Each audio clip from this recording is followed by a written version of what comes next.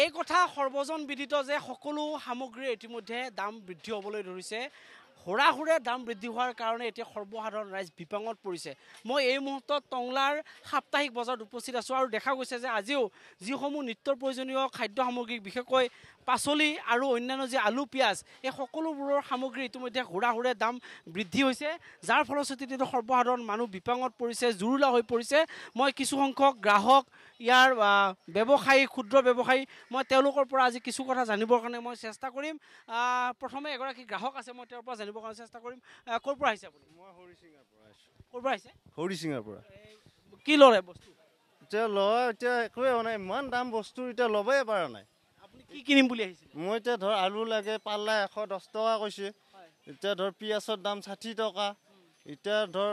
বহুত দাম আৰু কি কবি এতিয়া খাবই নোৱাৰোঁ এতিয়া ল'বাই মই ভাবিয়ে আছোঁ এতিয়া একো ল'বই পৰা নাই মানে 500 টকাটো একো নহয় একো নহয় এতিয়া একো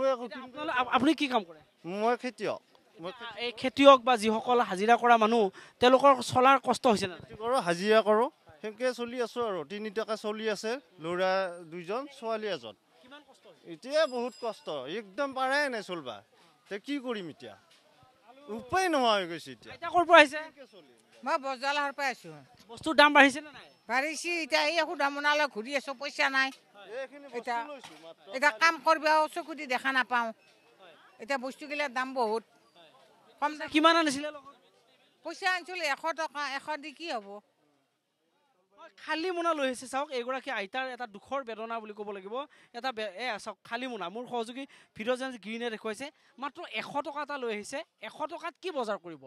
এই নিজক প্ৰশ্ন কৰিছে এই কিন্তু এটা ডাঙৰ প্ৰশ্ন আপুনি কি কাম কৰে এতিয়া মই এনে মানুহ ঘৰৰ কাম কৰিছিলোঁ এতিয়া চকু দেখা নাপাওঁ কেতিয়াবা অলপ বিলাহী এটা বা আলু 2মান খুজিও নিওঁ 100 টকাতো আপুনি একো নাপাওঁ এতিয়া কি কৰিম উপায় নাই চকু দিও দেখা নাপাওঁ হয় 100 টকাত আচলতে একো নাপাব মই আলু পিঁয়াজৰ যিসকল ক্ষুদ্ৰ ব্যৱসায় আছে মই তেওঁলোকৰ পৰা কিছু কথা জানিবৰ কাৰণে চেষ্টা কৰিম দাদা অকণমান আগুৱাই আহিবচোন আপুনি অলপ আগুৱাই আহিব আহক আগুৱাই আহক অকণমান দেই আলুৰ কিমান দাম বাঢ়িছে আলু 25 টকা পিঁয়াজৰ পিঁয়াজ 60 টকা বেচা বিক্ৰী কেনেকুৱা হৈছে বেচা বিক্ৰী মানে সিমান এটা বিক্ৰী হোৱা নাই কাৰণ বস্তু ধৰি কিনিবই নোৱাৰি দাম বেছি এই মিঠাতেলৰটো দাম মিঠাতেলৰ দাম বাঢ়িছে লিটাৰৰ 20 টকাকৈ এতিয়া সকলো সামগ্ৰীৰ দাম বাঢ়িছে হয় হয় মোৰ লগত গ্ৰাহক আছে কেইবাগৰাকীও এই আলু লৈ আছে তেওঁলোকে আলু লৈ আছে তেওঁলোকে আলু কিনিব আহিছে মই তেওঁলোকৰ কাৰণে সম্ভৱ হয়নে নহয় আলু কিনাটো মই জানিবৰ কাৰণে চেষ্টা কৰিম ক'ৰ পৰা আহিছে মই দক্ষিণ ভোগেলাকান্দাৰ পৰা আহিছোঁ আপুনি কি ল'লে আজি মই বৰ্তমান আলু লৈ আছোঁ আলু কিনি খোৱাটো সম্ভৱ নাই আলুটো কিনি খোৱা সম্ভৱ নহয় কাৰণ যিহেতু মই যদি 200 টকা লৈ আহোঁ বজাৰ কৰিবৰ কাৰণে আমি দুখীয়া শ্ৰেণীৰ মানুহ গতিকে মই যদি 3 কিলো আলু লওঁ মই তাতে মোৰ 60 টকা গ'লেই তেতিয়া পিঁয়াজ যদি মই 1 কিলো লওঁ তাতে মোৰ 40 টকা গ'লেই গতিকে 60 টকা হয় নহয় কিলো 40 টকা আলু এই পিঁয়াজ আপোনাৰ আলু 60 টকা হ'ব 3 কেজিত গতিকে মই তেনেদৰে মই এতিয়া ল'ব লগা হৈছোঁ যিহেতু মই এতিয়া ইফালে 100 টকা গুচি গ'লেই আৰু 100 টকাত মই বাকী তেল নিমখ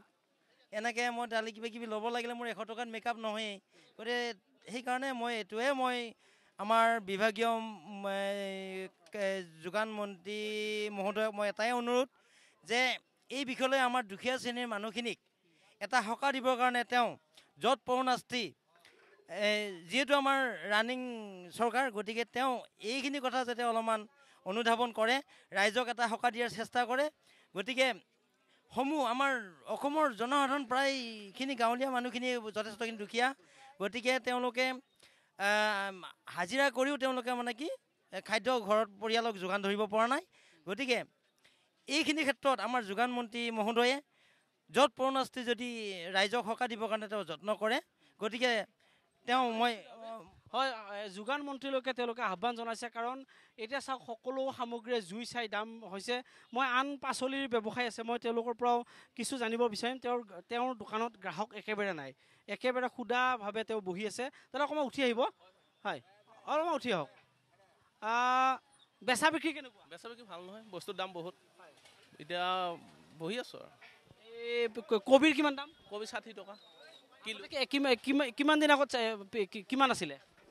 নাই যোৱা বছৰ 60 টকাই আছিল আজি 60 টকাই হৈছে অঁ আগতে যোৱা বছৰটো বহুত কম আছিল এইবাৰ বহুত বেছি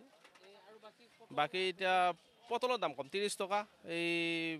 30 টকা পোৱা বিন 40 টকা কেজি বেঙেনা 80 টকা কেজি এই আপোনাৰ ওলকবি এনেকুৱা নেচেৰা 80 টকা কেজি জলকীয়া 80 টকা কেজি বিলাহী 80 টকা কেজি বহুত দাম বেছি মই ওলকবি কেইটামান দেখুৱাবৰ কাৰণে অনুৰোধ কৰিছোঁ এয়া ওলকবি বুলি ঠিক ক'ব নোৱাৰে কিন্তু ইয়াৰ প্ৰতি কিলোত এতিয়া 80 টকা দাম আপুনি ভাবিব নোৱাৰিব যে এই ওলকবি কেইটাৰ দাম এতিয়া প্ৰতি কিলোত 80 টকা হৈছেগৈ প্ৰত্যেকটো সামগ্ৰীৰ দাম ইমান বৃদ্ধি হৈছে যে এতিয়া সাধাৰণ হাজিৰা কৰি খোৱা মানুহে বা ৰিক্সা চলোৱা মানুহে ঠেলা চলোৱা মানুহে বা দৈনন্দিন যিসমূহ খেতিয়কে এই ধৰণৰ সামগ্ৰী কিন্তু কিনি খোৱাটো অসম্ভৱ হৈ পৰিছে কাৰণ তেওঁলোকৰ দিনত আচলতে মানুহে হাজিৰা পায় খুব বেছিতে 300 টকা কিন্তু তেওঁলোকে যদি বস্তু কিনিবলৈকে আহে 500 টকাত কিন্তু মোনাটোৰ আধা অংশ আচলতে ভৰ্তি নহয় আৰু এনেকুৱা এটা কণ্ডিশ্যনত মানুহ এতিয়া জীয়াই থাকিবলগীয়া হৈছে এনেকুৱা কণ্ডিশ্যনত মানুহে আচলতে বজাৰ সামৰ কৰিবলগীয়া হৈছে কাৰণ মূল্য বৃদ্ধিয়ে সকলো মানুহক এতিয়া জুৰুলা কৰি পেলাইছে